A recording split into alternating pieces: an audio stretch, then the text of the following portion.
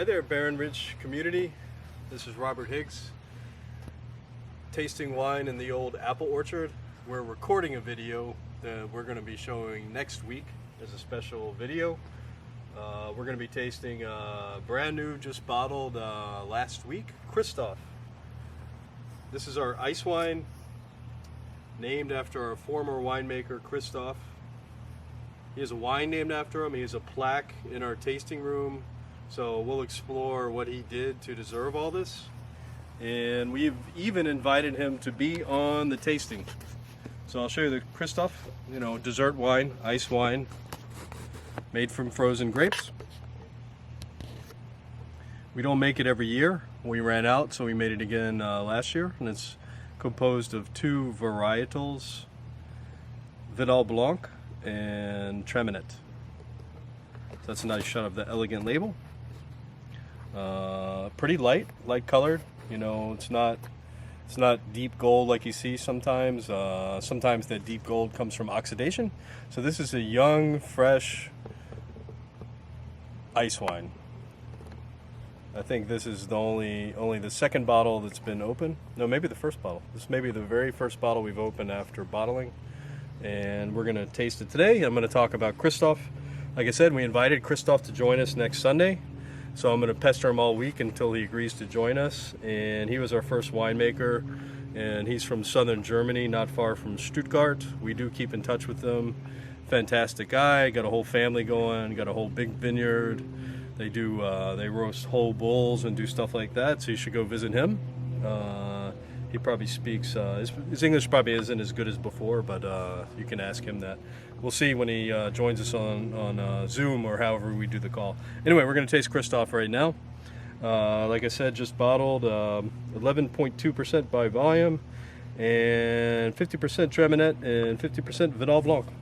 So we just did another tasting in the vineyard. It's hot out here today, so it's nice to sit down. We're up by our cabin. You can see the cabin behind me. We use this as a satellite tasting room when we have an event.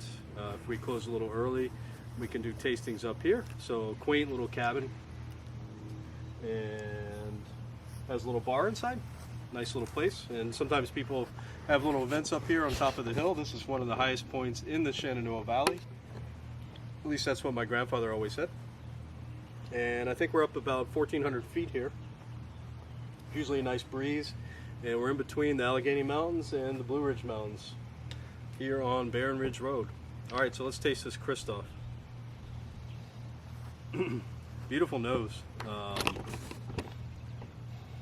You get a sense of freshness and also very nice fruit. You get some citrus notes and some exotic fruits. But it smells light and fresh, not like a heavy dessert wine, light and fresh. When you swirl it around, you do see it clings to the glass a good bit. That's a sign of high Oxala. It's a German term, Oxala. It basically means the sugar content of the wine, so there's definitely a fairly high sugar content in this wine. But it smells clean, smells really good. Honey notes and fruit. Exotic fruits and citrus. Little note of rose petal or something floral. So it smells great. Let's taste it.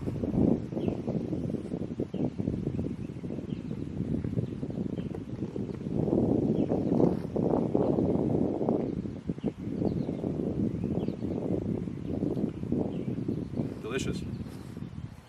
The key thing with dessert wines, ice wines, late harvest wines, is balance.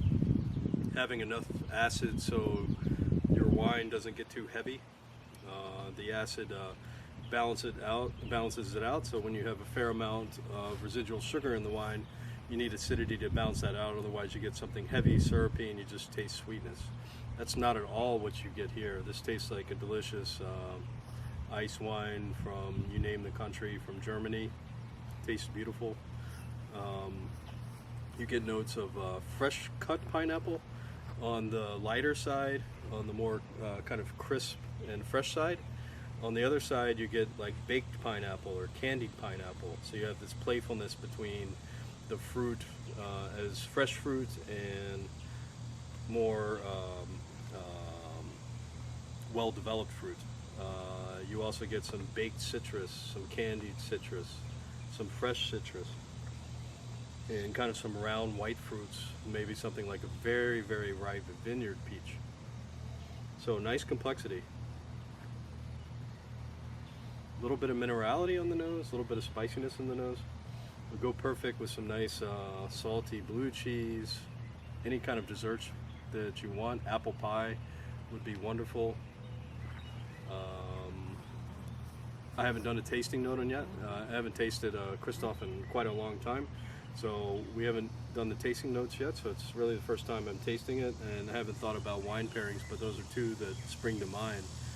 But really any kind of dessert, this is light enough that it's not going to overwhelm your palate. It's not like drinking a glass of just something purely sweet. It's just well balanced and delicious and very elegant, very well made wine.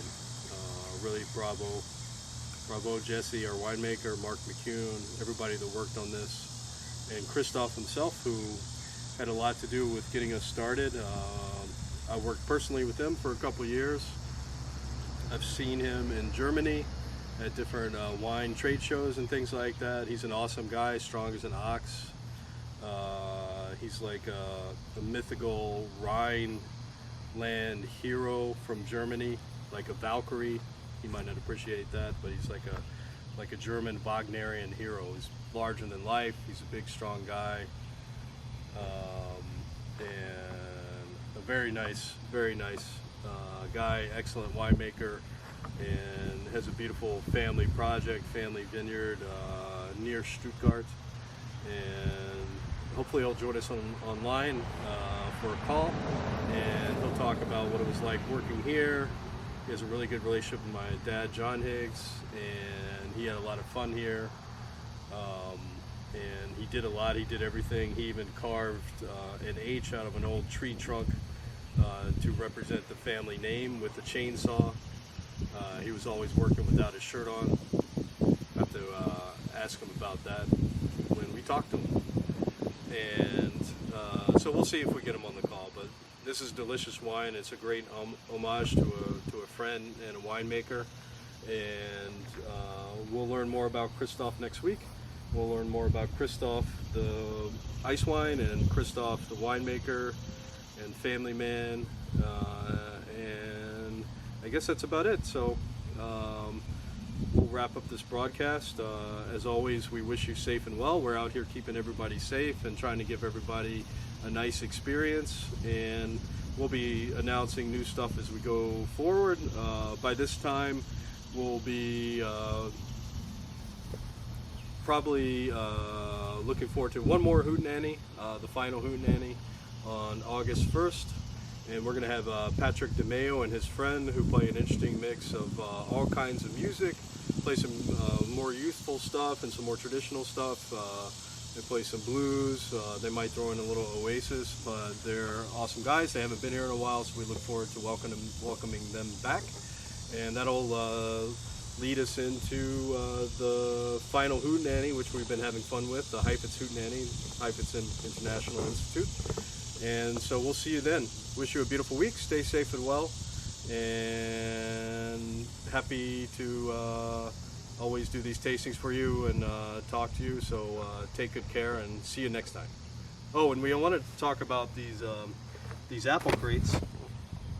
So a little bit of history here, local history. This one has a Y painted on it. So that was part of my family, the young part of our family. They were the ones that made barrels and they were growing apples, and they had barrels, and they were shipping the apples to soldiers during World War I, and I believe World War II. I'll have to check with our research specialist on that. And we have a bunch of crates. They're from different old apple orchards. This one says S.H. Lambert here in Fishersville, where the winery is. And we got one here that says Wilson Kirikoff or Kipikoff in Stanton, Virginia. So if you've ever heard of these people, if you know any local history, if you ever want to talk about that, just give us a call. Come by, talk to myself or my dad or anyone in the family, Angela or my mom. We're all interested in local history and family history, so it might be interesting. And hopefully Kirk got a nice shot of these old apple crates. We're using these as tables, we're preserving them, and we're using them as markers so people can spread out on our property at safe distances. So we create these little tables so people know where to go, so that all the groups are separate. And we're going to keep them in good shape because they're a nice heirloom of the past, and they're just, you know, it's a nice piece of history from the vineyard here. So on that note, I wish you all well and cheers. Hope you can try this lovely ice wine named Christof soon, and we'll see you next time. Take good care. Have a beautiful week. Bye.